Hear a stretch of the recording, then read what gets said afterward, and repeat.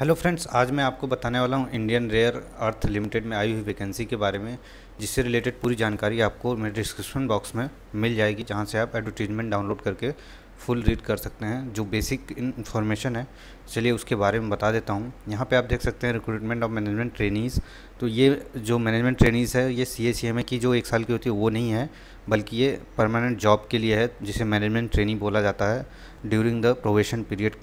तो इससे रिलेट कौन कौन सी वैकेंसी है उसकी फुल डिटेल मैं दे देता हूँ। तो यहाँ पे देख सकते हैं, ये जो कंपनी की वेबसाइट है irel.co.in, यहाँ से आप जाके वैकेंसी को फिल कर सकते हैं, जो कि मेरे डिस्क्रिप्शन बॉक्स में भी आपको मिल जाएगा। फिर यहाँ पे पहले ए पॉइंट में बताया गया है कि इम्पॉर्टेंट डेट कौन कौन से हैं। तो इम्पॉर्टेंट डेट जो है 23 मार्च 2019 से आपका ऑनलाइन एप्लीकेशन स्टार्ट होगा, और जो क्लोजिंग डेट है वो 12 मार्च 2019 है।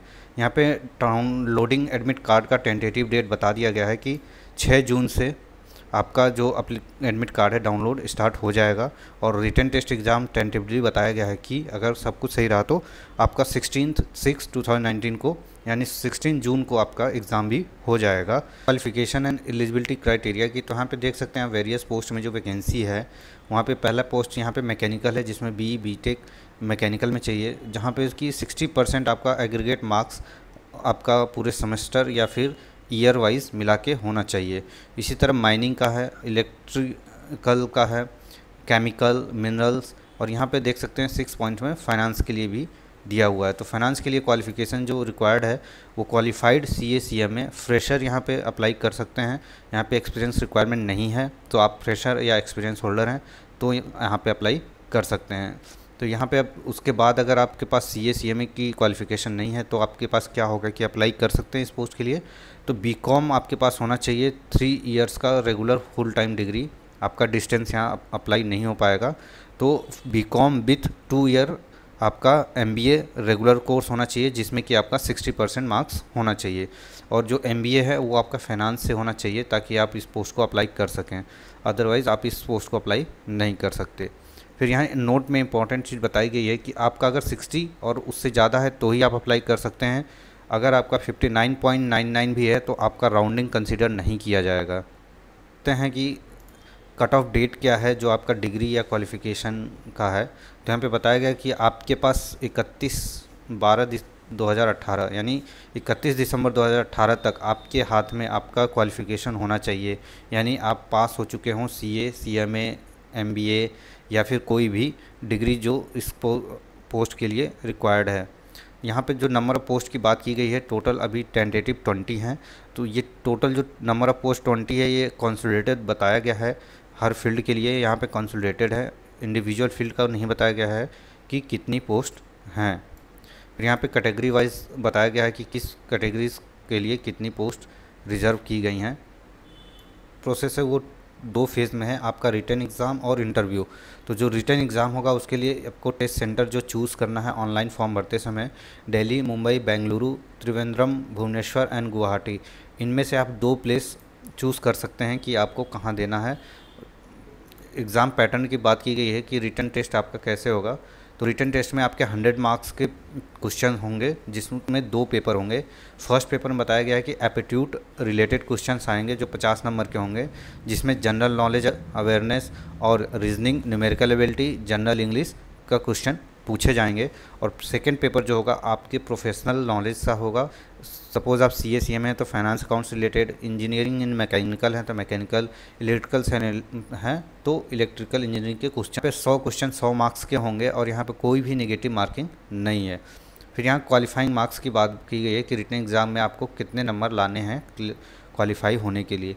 तो यहाँ पे अनरिजर्व EWS जो भी होंगे उनके लिए 25 मार्क्स इन ईच पेपर, यानी 2 पेपर हैं, दोनों पेपर में आपको 50 में से 25 नंबर ले आने हैं, मतलब कि 50% क्वालिफाइंग मार्क्स हैं। तो यहाँ पे OBC के लिए भी 25 मार्क्स ईच। यहाँ पे SC ST PWD कैंडिडेट जो हैं, मिनिमम 23 मार्क्स आपके फर्स्ट पेपर में होने चाहिए और 22 मार्क्स आपके सेकेंड पेपर में होने चाहिए।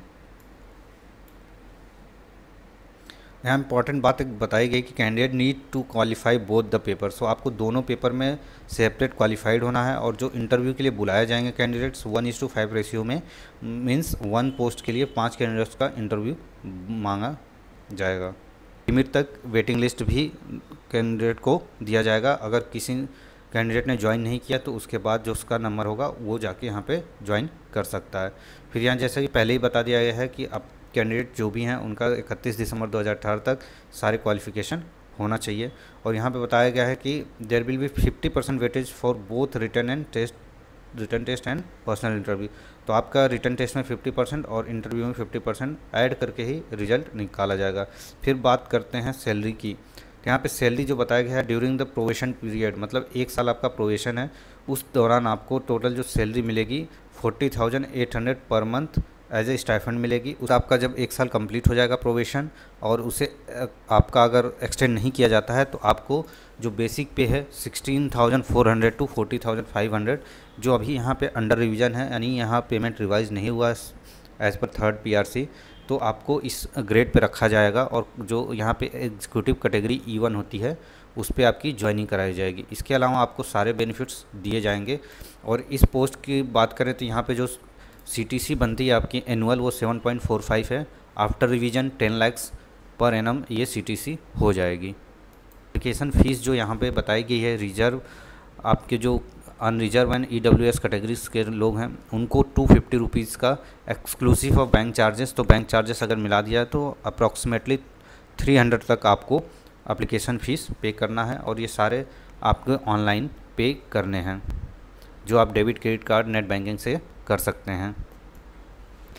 फिर यहाँ पे एज लिमिट की बात की गई है, तो एज लिमिट आपके 20 ईयर्स होना चाहिए सभी पोस्टों के लिए।